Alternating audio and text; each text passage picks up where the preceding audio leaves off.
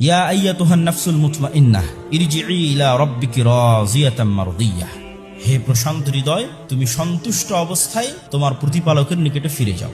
তুমি নিজেও সন্তুষ্ট, তোমার প্রতিপালকও সন্তুষ্ট, উভয়ই সন্তুষ্ট। তাহলে প্রশান্ত হৃদয় এক সেকেন্ডের জন্য আল্লাহর কাছে ফিরে যেতে ভয় পায় না। প্রশান্ত হৃদয় বরং আল্লাহর কাছে ফিরে যাওয়ার জন্য উদ্গ্রীব থাকে।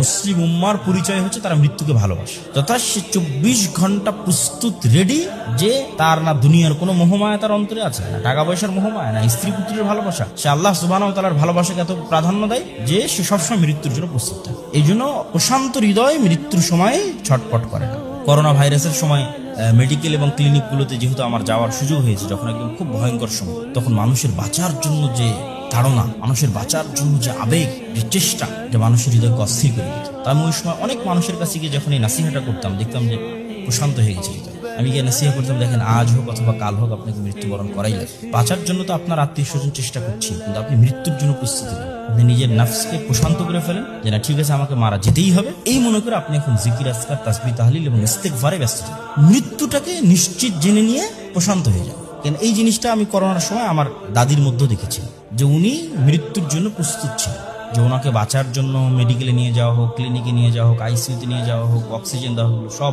অফ। ওনার যতক্ষণ হুঁশ ছিল না, দরকার নেই, আমার হায়াতের সময় শেষে এসেছে, আমাকে চলে যেতে হবে, অতএব এগুলো করে কষ্ট দিও না এবং নিজেরাও কষ্ট করো না। এরকম প্রশান্ত হৃদয়ের মানুষেরা মৃত্যুর জন্য এবং আল্লাহর সাথে সাক্ষাতের জন্য ইয়াজুন্নুনা আন্নাহুম মুলাকুল্লাহ, তারা দৃঢ়ভাবে বিশ্বাস করে যে তারা তাদের প্রতিপালকের সাথে সাক্ষাৎ করবে, এই জন্য তারা প্রস্তুত থাকে।